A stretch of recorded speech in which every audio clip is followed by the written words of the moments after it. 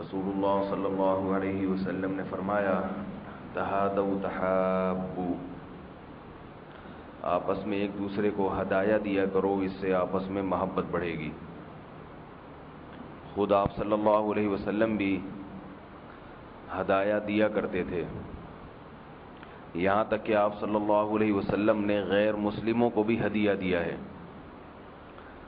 تو آپ صلی اللہ علیہ وسلم کی عادات میں سے ایک یہ بھی ہے ہدیہ دینا۔ لینا تو ہم سب جانتے ہیں، دینے کی عادت تھوڑا مشکل کام ہے۔ ہدیے میں اور صدقے میں فرق ہوتا ہے۔ صدقہ اس کی اپنی جگہ اہمیت ہے، لوگ اس کی اہمیت کے بھی قائل ہیں، کسی حد تک صدقات و خیرات کرتے بھی ہیں، لیکن ہدایہ کا رواج ہمارے معاشرے میں بالکل ختم ہوتا جا رہا ہے، اور جہاں ہدیہ دینے کا شریعت نے حکم دیا وہاں نہیں دیتے، جہاں نہیں حکم ہے وہاں دیتے ہیں۔ اس کی تھوڑی سی میں تفصیل بیان کروں گا۔ پہلے تو یہ کہ ہدیے میں اور صدقے میں فرق کیا ہوتا ہے۔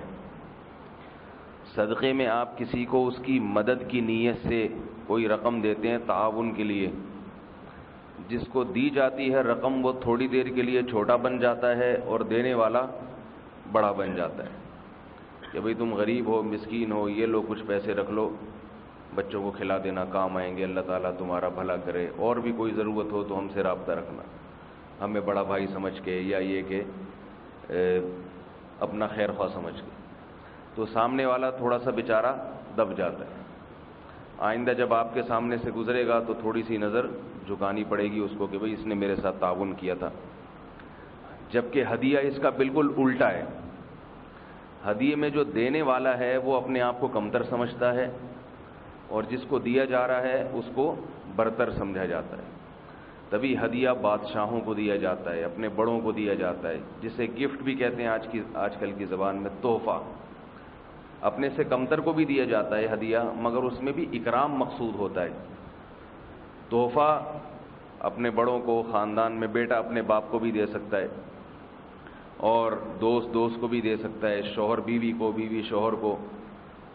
اس میں سامنے والے کا اکرام، علماء کو ہدیہ دیا جاتا ہے، بزرگوں کو ہدیہ دیا جاتا ہے، تو اس میں سامنے والے کا اکرام ہوتا ہے۔ صحابہ اکرام رسول اللہ صلی اللہ علیہ وسلم پہ صدقہ نہیں کرتے تھے، بلکہ صحابہ اکرام نبی صلی اللہ علیہ وسلم کو ہدیہ دیا کرتے تھے۔ جس کو ہدیہ دیا جاتا ہے اس کا اکرام مقصود ہوتا ہے، اس لیے اس کو یہ نہیں احساس ہوتا کہ یہ چھوٹا بن گیا اور یہ بڑا بن گیا، بلکہ ہدیہ لینے والا اپنے آپ کو بڑا سمجھ رہا ہوتا ہے کہ میں نے اگر قبول کر لیا تو اس کی حوصلہ افزائی ہو جائے گی، قبول نہیں کیا تو اس کی ذلت ہو جائے گی۔ تو یہ تھوڑا سا فرق ہے۔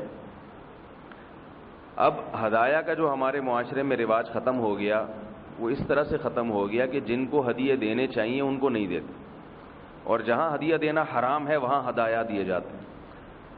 لڑکیوں سے دوستیاں پالی ہوئی ہیں اور گرل فرینڈ کو ہدیے بھیجتے رہتے ہیں، ایزی لوڈ کا ہدیہ بھی بھیجتے رہتے ہیں، پیسے بھی بھیجتے رہتے ہیں، ویلنٹائن ڈے کے موقع پر پھول تحفے میں بھیج دیے۔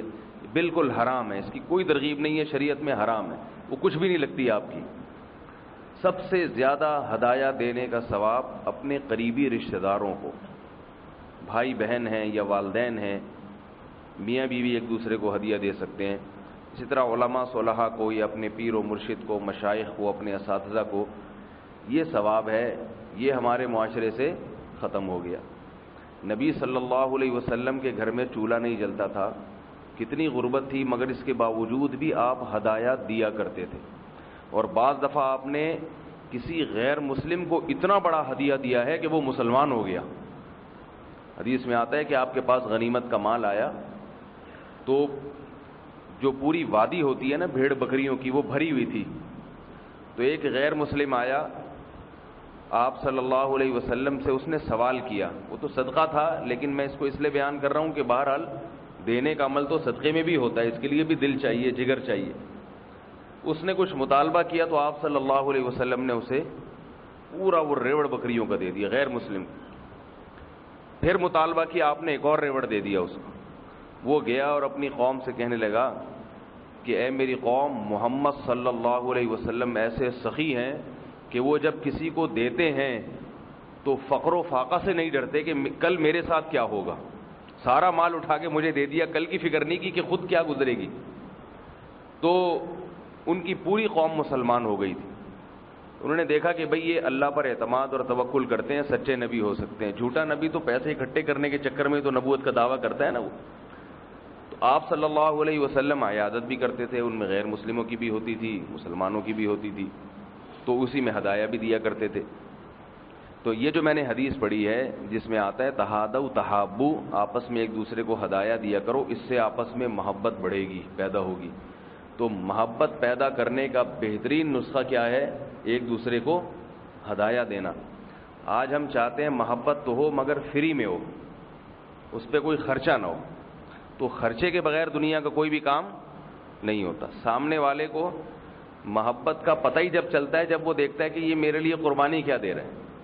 بھائی بہنوں میں لڑائی ہے, قطع رحمی ہے, کتنی شدید وعید ہے قطع رحمی پر. حدیث میں آتا ہے رشتہ داری توڑنے والا جنت میں داخل نہیں ہوگا.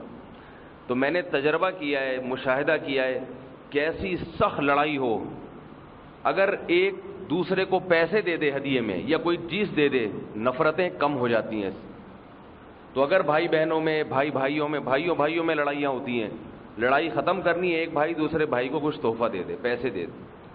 یہ ہوتا نہیں ہمارے معاشرے میں. آج تک کبھی نظر نہیں آتا کہ چھوٹے بھائی نے کچھ لفافے میں پیسے ڈال کے بڑے بھائی کو دیے ہوں, یا بڑے نے کچھ لفافے میں پیسے ڈال کے چھوٹے کو ہدیہ دے دیا. یہ نظر نہیں آتا. ادھر ادھر جا رہے ہیں, منگیتروں کو بھی جا رہے ہوتے ہیں ہدیے ٹھیک ٹھاک تسلی کے ساتھ. میں چھوٹا سا ایک واقعہ سنا کے بس جلدی سے بات کو ختم کرتا ہوں. میرے شیخ و مرشد ہیں, ہم نے بھی ان سے یہ چیزیں سیکھی ہیں. وہ فرماتے ہیں کہ میرے پاس تھوڑے سے پیسے پڑے ہوئے تھے, 25,000 روپے. یہ واقعہ پہلے بھی میں سنا چکا ہوں, ذرا تکرار ہو جائے گا. 25,000 روپے پڑے ہوئے تھے, یہ 5-6 سال پرانی بات ہے. اور 25,000 کے علاوہ میں کسی چیز کا مالک نہیں تھا, اور 25,000 کی مجھے ضرورت بھی تھی اپنے گھر میں کسی خاص کام کے لیے. کہتے ہیں کہ میں نے یہ التزام کیا ہے کہ میں روزانہ جب صبح اٹھتا ہوں تو میرے سامنے صحیح بخاری رکھی رہتی ہے ان کی میز پہ. تو میں جب صبح اٹھ کے سب سے پہلے بخاری کی صحیح بخاری کھولتا ہوں, اور میں نے عزم کیا ہے کہ جو حدیث سامنے آئے گی کم از کم ایک دفعہ اس پہ عمل لازمی کروں گا.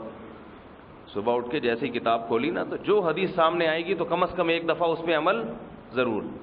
کہتے ہیں میں نے جیسے ہی حدیث کھولی, بخاری کھولی, تو اس میں سامنے حدیث تھی من احب ان ينسأ له فی اثرہ فلیصل رحمہ. جو شخص یہ چاہتا ہے کہ اللہ اس کی عمر میں برکت دے, وہ شخص رشتہ داری جوڑے, رشتوں کو مضبوط کرے. فوراً مجھے خیال ہوا کہ بھئی اب کوئی رشتہ داری جوڑنے والا کام کرنا ہے, ٹھیک ہے نا, آج کے دن رشتہ داری مضبوط ہو. اب کام کیسے کیا جائے؟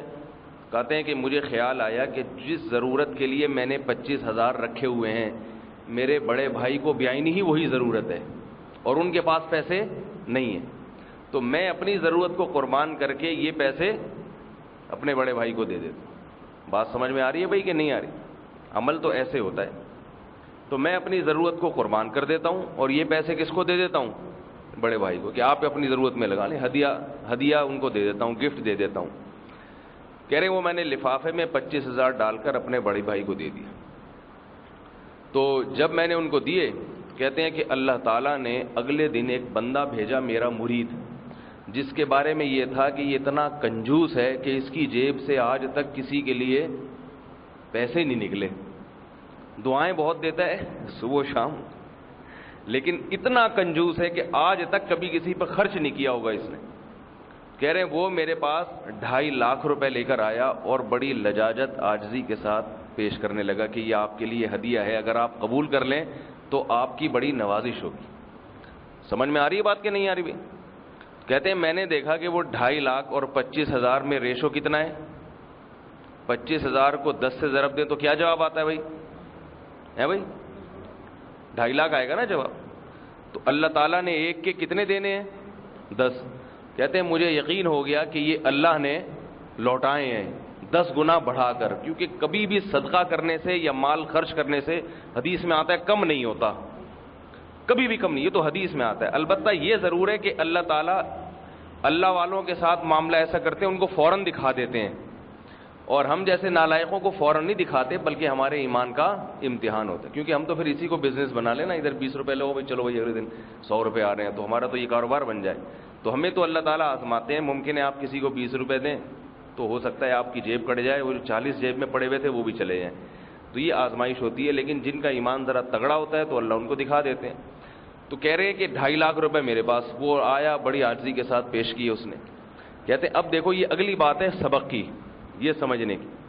تو کہتے ہیں کہ میں نے یہ سوچا کہ یہ اللہ نے مجھے جو اتنی رقم دی ہے یہ اس لیے دی ہے کہ میں نے رشتہ داروں کے ساتھ اچھا سلوک کیا، اپنے بھائی کے ساتھ، تو یہ رشتہ داری جوڑنے کی برکت سے حاصل ہوئی ہے، لہذا یہ ساری رقم رشتہ داروں ہی پہ تقسیم ہونی چاہیے۔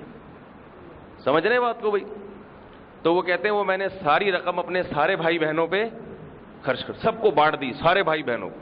بھائی بہن بھی ماشاءاللہ ان کے زیادہ ہیں، 9 بھائی بہنیں ہیں کل ٹوٹل ملا کے، تو سب کو میں نے وہ رقم بانٹ دی تھوڑے تھوڑے پیسے کر کے، کہ بھئی اللہ نے انہی کی برکت سے دیا تو انہی پہ سارا، خود کچھ بھی نہیں رکھا اپنے پاس۔